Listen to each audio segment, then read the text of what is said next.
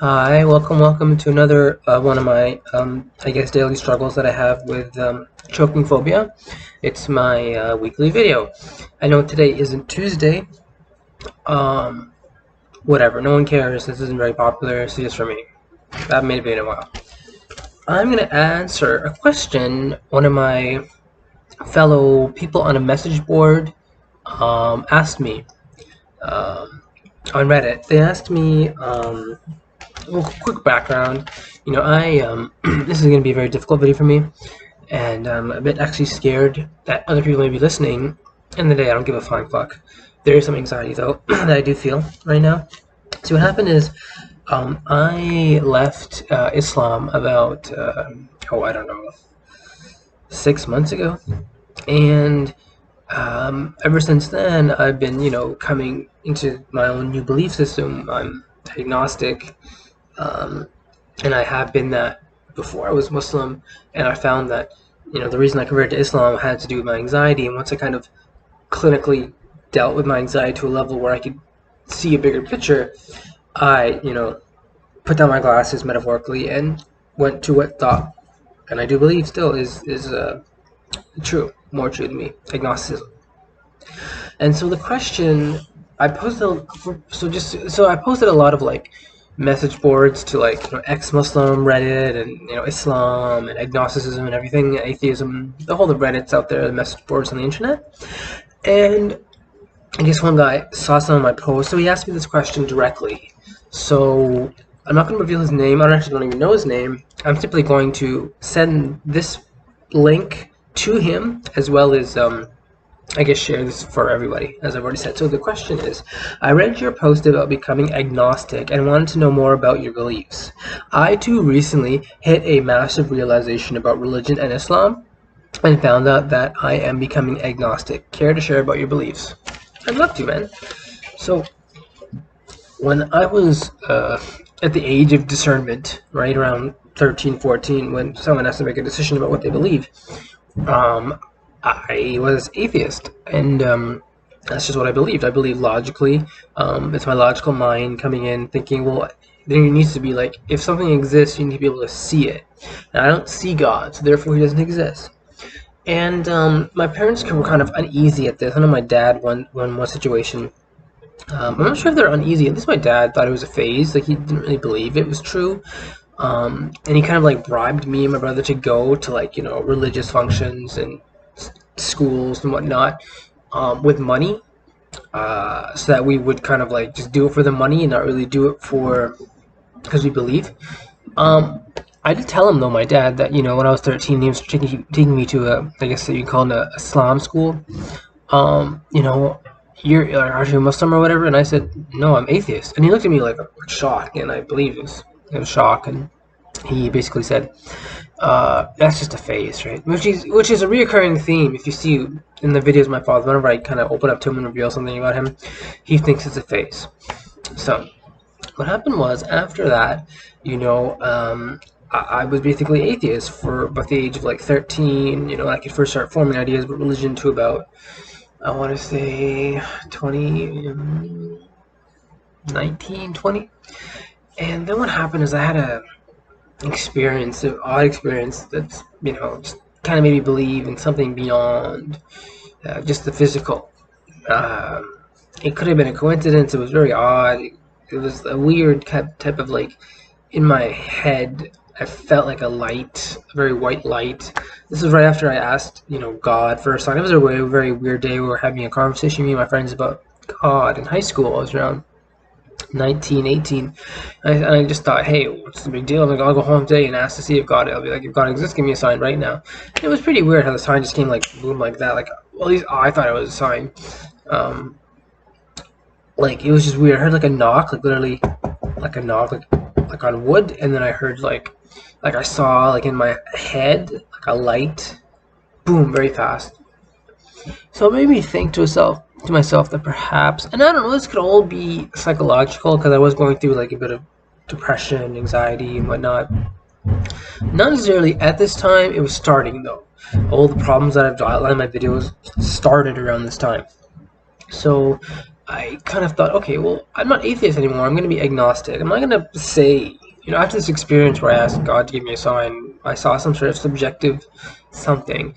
My brain changed from, I'm not atheist, I'm agnostic. I believe that, it's possible that God exists. It's also equally possible that he doesn't exist. And for the most part, it's irrelevant to try to argue and debate about it because no one's going to come up with an answer. At least to my satisfaction, the most agnostic's satisfaction. And this is what I stayed for a period of time, a long period of time, you could say intellectual development, where I would just kind of be agnostic and focus more on political things in my life and things like school and college, boyfriends and whatnot.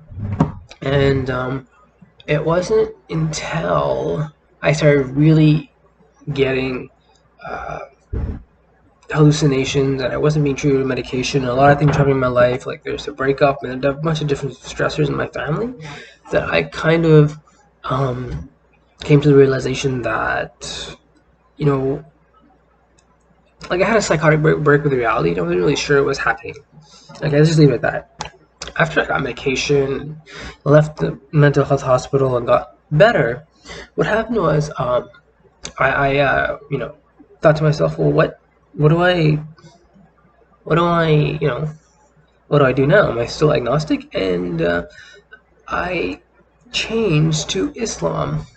At this time, when I was very anxious, my choking phobia was very, very strong, where I always thought I was going to choke. It would take an hour for me to eat. I would have water and a Coke, and I would just drink everything. It would take a long time. I wouldn't go out a lot. I would just stay at home and smoke cigarettes and smoke weed and not even go to school or anything.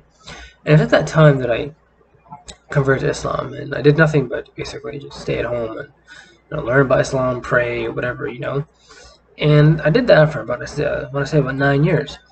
And I didn't really think about mental health that much. I thought Islam would just take care of my mental health. Because in Islam, they didn't really talk about mental health. And if they did, it was more like, well, God knows best. He knows it. So just pray really hard to him. You'll get your, wisdom. I didn't really believe in evidence-based thinking until much later.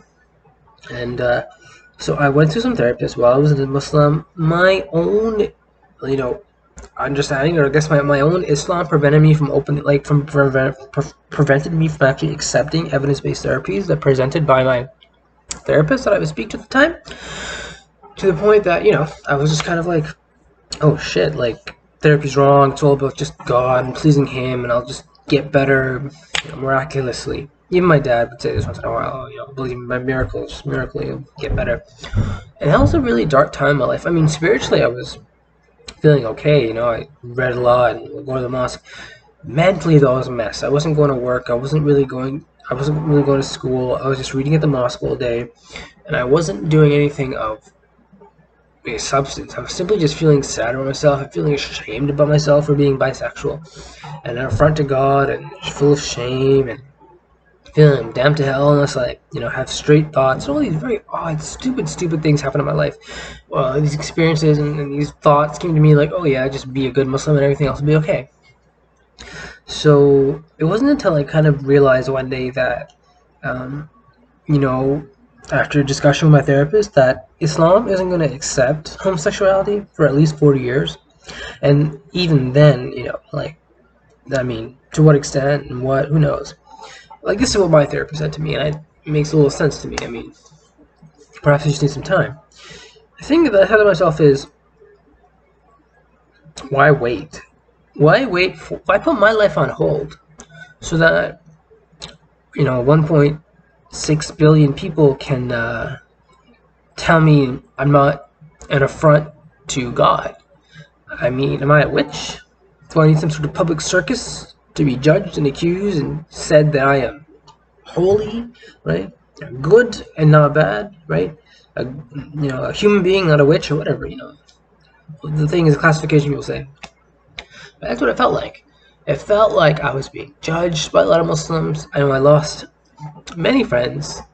I mean, when I told one of them I was this way, it's a very dumb thing to think about.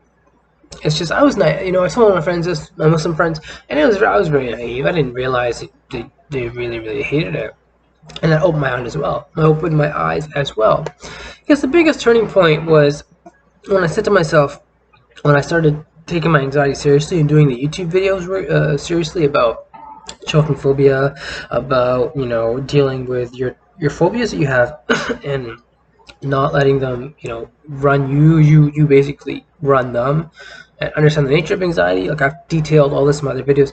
The point is, once I've done all this, I came to a realization that, as I said, not only do I not have to wait 40 years that they'll accept me, I also thought, well, before I was Muslim, I was agnostic, and that's when I wasn't really anxious. So doesn't it make sense if, like, you remove the anxiety of now, you'll be left with the agnosticism of before? Right? That just makes sense to me. So, I was agnostic before and I wasn't anxious.